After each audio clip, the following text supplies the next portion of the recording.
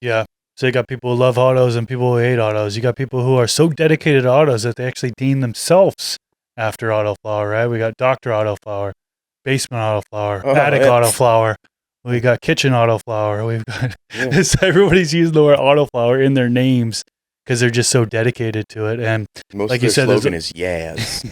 there's a whole community around it. I mean, there's forums dedicated to Autoflowers. It's really a movement, and it's so cool to see. And go. I was gonna say, I think it's become the specialist of the space. That's what they specialize in. That's what they like. There's gonna eventually be terpene specialists that are like, man, we're the gas guys, or I'm the limonene guy. Like these certain wings of like, that they kill it with those certain avenues. And the autoflower growers that I know, dude, their yields are fucking insane. It blows my mind when I see them pick up these Pounds per plant. Dude, look like Troy's plants that he's been vegging for a year, damn near. And it's an autoflower. They're holding up big old shields, and it blows my mind to see some of these coming out that again, I couldn't tell they're autoflowers by no means. Most of those guys are growing in cocoa. They're growing with auto pots. They're growing with air domes, and they're just getting massive results just because they're taking care of that root zone. And it's obviously there's lighting and environment they have to dial in as well, and nutrition. But for the most part, it's the area or medium that's really helping people get these large yields when it comes to autos. Well, nutrition is a good point you bring that up. I saw a nutrient company. We won't name names to give any free publicity. Okay, Bryce Mitchell, I remember. But the brands are starting to do autoflower specific nutrients.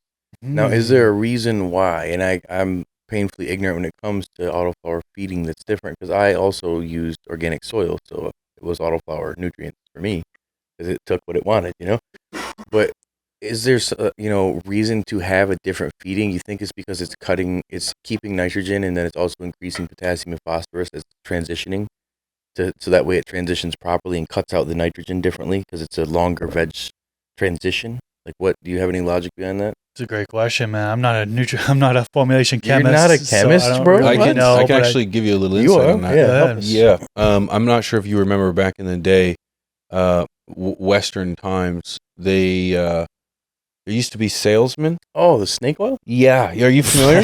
Yeah. And see, this was very popular because people were ignorant, and it was easy to pull the wool over their eyes. No, I honestly, come on.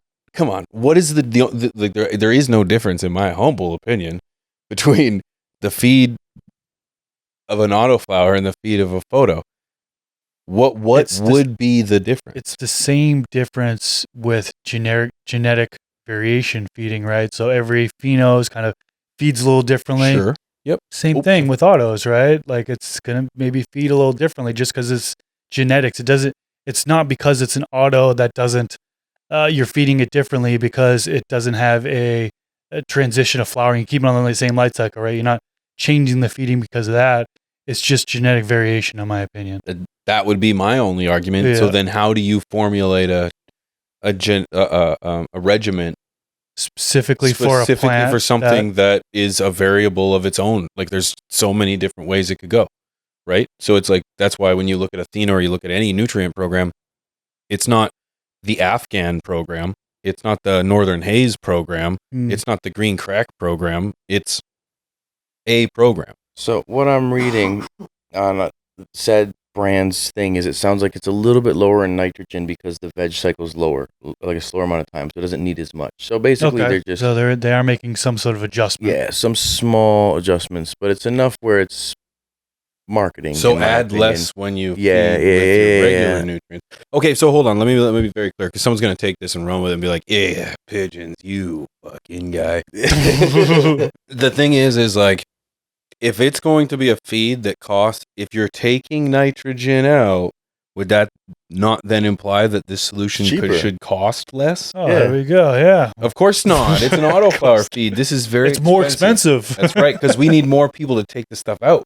Because they're putting it in and then we got to take it out again. Oh man, I don't know, man. I don't know. I'm a little cynical. For a fucking pack is kind of. I'm a little cynical only because our industry is unfortunately rife with people trying to take advantage of other people. Yeah, and with products just like this, we've seen it.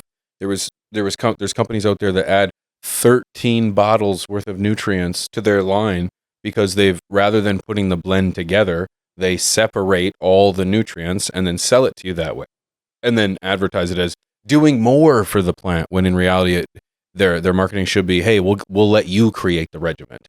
So yeah, I don't know. I'm a little cynical because I feel as if it's a green tax and it's just a way to get people to pay more money. So the big push is pH stabilized, like 90% of the bottle nutrients that are out there. Nitrogen's a little low. Yeah, $80 for the kit for a liter. Jeez. It's 4 bottles for 80 though.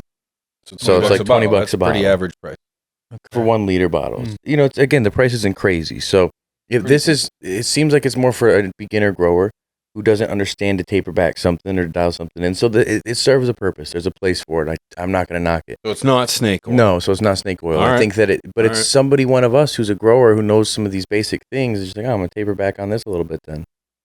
Whoop-de whoop boom. Yep. And make sure my pH is stabilized. Whoop-de whoop boom. You know, but it's interesting approach. And I think that with more people who are growing autos, they're specialists. And if you know that you have something that's tailored to that, I mean, most of the auto pot growers that I know are growing autos in those.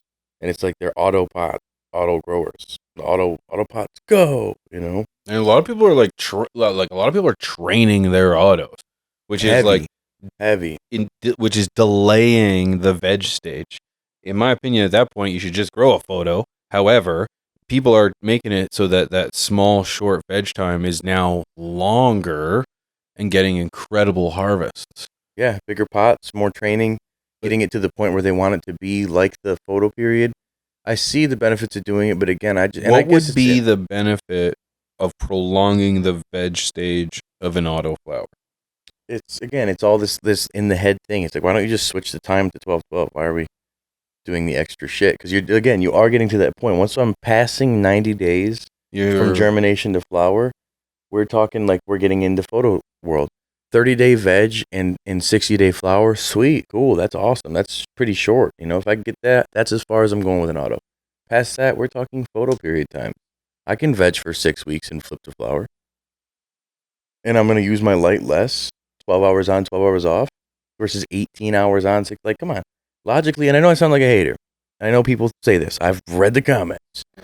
However, I think that there's just something to be said about preference. And some people prefer to hunt for the next thing, and it's exciting to say, ooh, shit, what did I get here, you know? And popping more of these autoflowers, and they're finding flavors that maybe aren't coming from the photos as often. They don't want to hunt between males and females. They don't want to worry about having a veg space. They want to just have all in one. Okay, I can see the logic of doing it. I always look at it as the cost per plant, and when I'm buying every seed to have everything grow, and I don't know if it's going to be the one, it's a turnoff for me. You know, I've had too many times where I've grown 1 or 2 seeds and I didn't like any of it versus a pheno hunt, you know, and then I find one that I like and then I run with it the next run. And I don't know, maybe I'm old school, but that's my approach and that's what I like better. You mentioned training. I want to circle back to that for a minute. There are a lot of differences when it comes to training between photos and autos, right? I know there's a lot of folks that grow autos and they don't top at all. You know, they avoid topping, and I've tried topping autos and not topping autos, and I get a better result when I don't top autos. But with photos, I top every single one, you know? I do a lot of low stress training. That's kind of my heaviest thing that I do with autos. I don't do as much low stress training with photos. Leaf tucking is a big thing that is done with a lot of these auto growers that are growing pounds per plant. The only thing they do is leaf tuck. They don't do any other form of training whatsoever. They're just leaf tucking, just exposing those branches or those bud sites to try to get that plant. And they get actually pretty even growth. It's not really just that one massive cola in the middle and then smaller branches, Christmas tree style. If you do leaf tucking right, you can have a nice big wide plant that's an even canopy. So it's pretty crazy. There is a lot of differences when it comes to training between autos and photos. And it depends on who you ask. Different styles, obviously. Us three with 3 different guys. We train plants completely different. We have our own preferences through our experience on how we do things. But yeah, there's definitely differences between training autos and photos. Yeah, I think that's the key thing too, is your window of time that you have. you may need to be more aggressive and do these variety of different things in that short window of time to get results that you can get with the same technique in a longer window of time. I can do more of a low stress training, or you can do a topping that has more time to grow back. So in the photo period versus in auto, you can top it and it just doesn't have as much time to fully bounce back. Kind of delays your veg a little bit more. You're not going to necessarily get the same exact result. So I could see tackling them in different ways. I just low stress trained my auto every time I've done it, other than once, and they explode. They do really well. And I think my photos 9 times out of 10 are the same way, but some genetics really take off with topping.